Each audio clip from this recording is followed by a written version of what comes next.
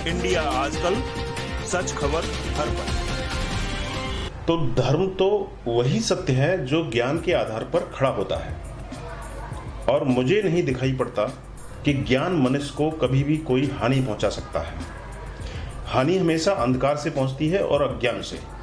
इसलिए अगर मनुष्य जाति भ्रष्ट हो गई, यौन के संबंध में विकृत और विक्षिप्त हो गई, सेक्स के संबंध में पागल हो गई, तो उसका जिम्मा उन लोगों पर नहीं है जिन्होंने सेक्स के संबंध में ज्ञान की खोज की है। उसका जिम्मा उन नैतिक, धार्मिक और थोते साधु संतों पर है जिन्होंने मनुष्य को हजारों वर्षों से अज्ञान में रखने की चेष्टा की है।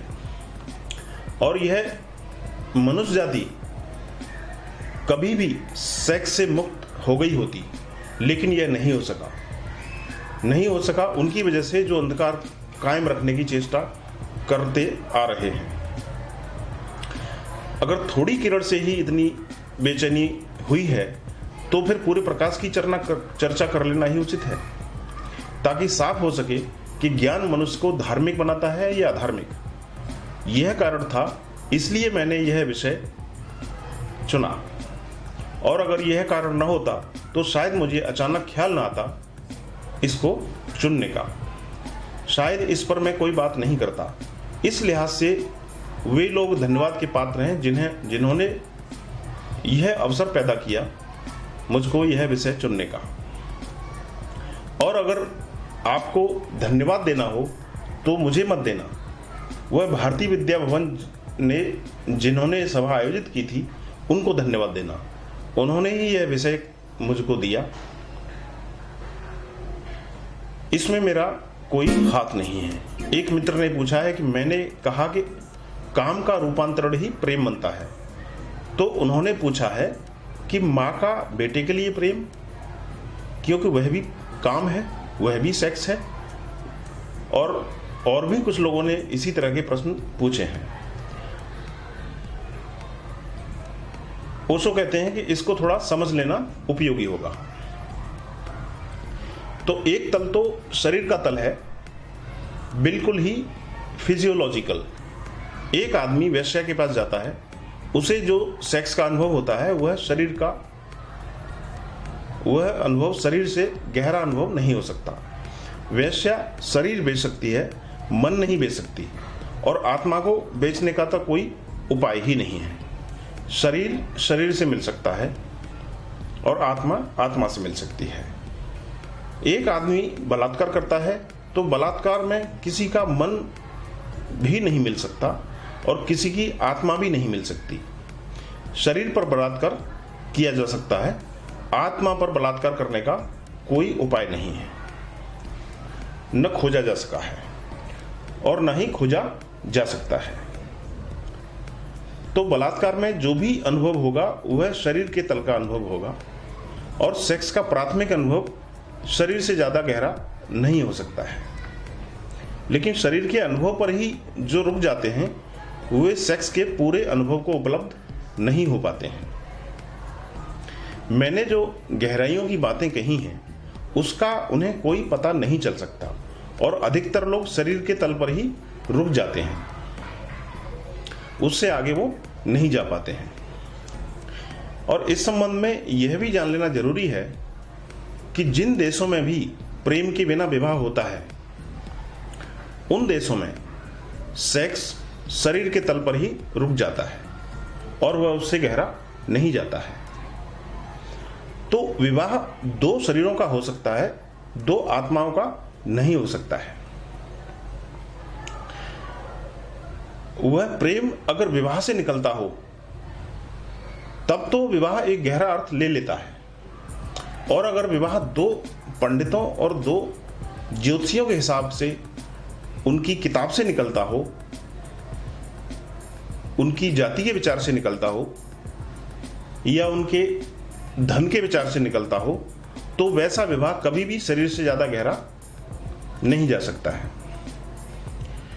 लेकिन ऐसे विवाह का एक फायदा है, शरीर मन के बजाय ज्यादा स्थिर चीज है। इसलिए शरीर जिन समाजों में विवाह का आधार है उन समाजों में विवाह सुस्थिर होगा, जीवन भर चल जाएगा।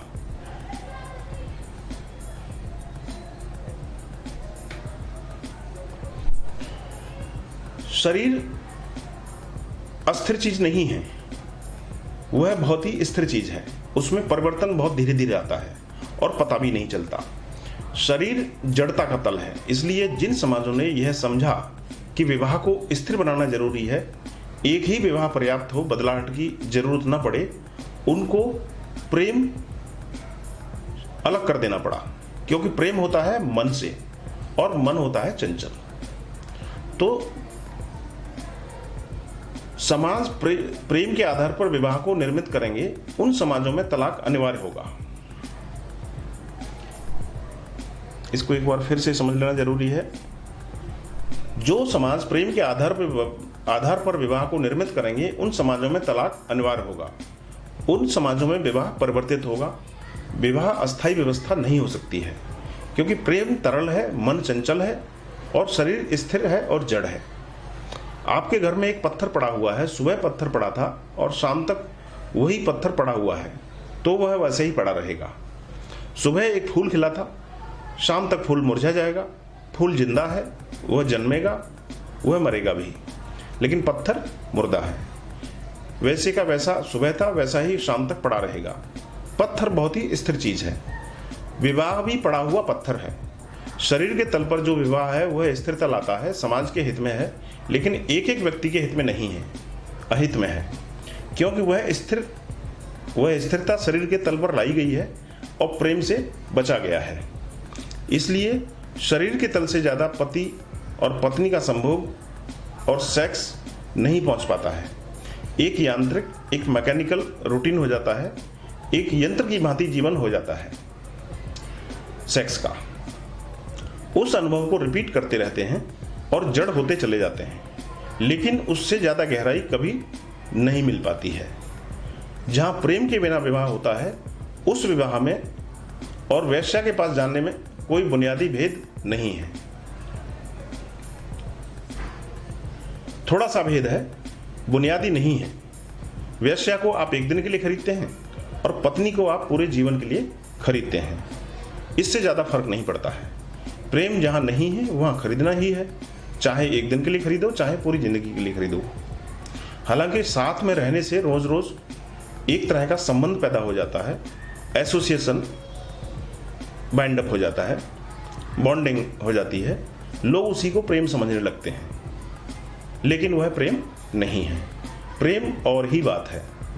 शरीर के तल पर विवाह है, इसलिए शरीर के तल से गहरा संबंध कभी नहीं उत्पन्न हो पाता है। यह एक तल है। दूसरा तल है सेक्स का मन का तल, साइकोलॉजिकल। वात्सायन से लेकर के पंडित कोक तक जिन लोगों ने भी इस तरह के शास्त्र लिखे हैं सेक्स के बाबत, वे शरीर के तल से गहरे नहीं जाते हैं।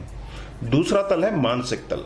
जो लोग प्रेम करते हैं और फिर विवाह में बनते हैं, उनका प्रेम शरीर के तल से थोड़ा गहरा जाता है, वह मन तक जाता है। उसकी गहराई साइकोलॉजिकल है, लेकिन वह भी रोज रोज पुनरुक्ति होने से थोड़े दिनों में ही शरीर के तल पर वापस आ जाता है और वह यांत्रिक हो जाता है। तो जो व्यवस्था विकसित की है 200 वर्षों में प्रेम विवाह की, वह मानसिक तल तक सेक्स को ले जाता है। और आज पश्चिम में समाज अस्त व्यस्त हो गया है, क्योंकि मन का कोई भरोसा नहीं है। वह आज कहता है कुछ, कल कुछ और परसों कुछ और कहने लगता है। शाम कुछ और कहने लगता है और घड़ी भर पहले कुछ और कहने लगता है, घड़ी भर बाद कुछ और कहने लगता है। तो यह है मन, मानसिक स्थिति। शायद आपने सुना होगा कि बायरन ने जब शादी की तो कहते हैं कि तब वह कोई 60-70 स्त्रियों से संबंधित रह चुका था। एक स्त्री ने उसे मजबूर कर ही दिया विवाह करने के लिए, तो उसने विवाह किया। और जब वह चर्च से उतर रहा था विवाह करके, अपनी पत्नी का हाथ में लेकर के, घंटियां बज रही हैं चर्च की, मोमबत्तियां अभी जो जलाई गई थी जल रही हैं, अभी जो मित्र स्वागत करने आए थे वे विदा हो रहे हैं, वह अपनी पत्नी को हाथ पकड़कर सामने खड़ी घोड़ा गाड़ी में बैठने के लिए चर्च की सीढ़ियां उतर रहा है। तभी उसे चर्च के सामने ही एक और स्त्री जाती हुई दिखाई देती है।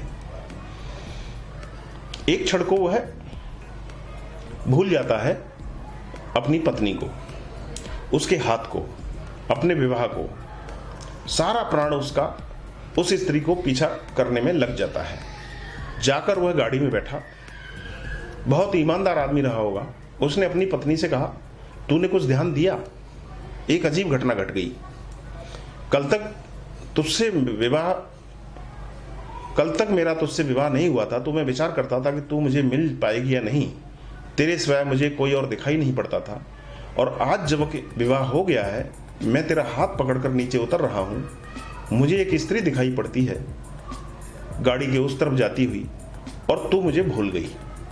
मैं तुझे भूल गया और मेरा मन उस स्त्री का पीछा करने लगा। एक क्षण को मुझे लगा कि काश यह स्त्री मुझे मिल जाती। तो मन इतना चंचल है। तो जिन लोगों को समाज को व्यवस्थित रखना था, उन्होंने मन के तल पर सेक्स को जाने ही नहीं दिया। उन्होंने शरीर के तल पर ही उसको रोक दिया। विवाह करो, प्रेम नहीं। फिर विवाह से प्रेम आता है तो आए, ना आता हो तो ना आए। शरीर के तल पर स्थिरता हो सकती है, मन के तल पर स्थिरता बहुत मुश्किल है। लेकिन मन के तल पर सेक्स का अनुभव शरीर से ज़्यादा गहरा होता है। पूर्व की बजाय पश्चिम का सेक्स का अनुभव ज़्यादा गहरा है। पश्चिम के जो मनोवैज्ञानिक हैं, फ्राइड से लेकर जुंग तक, उन सारे लोगों ने जो लिखा है वह सेक्स की दूसरी गहराई है, और वह है मन की गहराई। संभोग से समाधि की ओर, ओशो, पृष्ठ संख्या 21। फिलहाल इस वीडियो में इतना ही। देखते रहिए इंडिया आजकल, सच खबर हर पल। मिलते हैं अगले वीडियो में। धन्यवाद। इंडिया आजकल, सच खबर हर पल।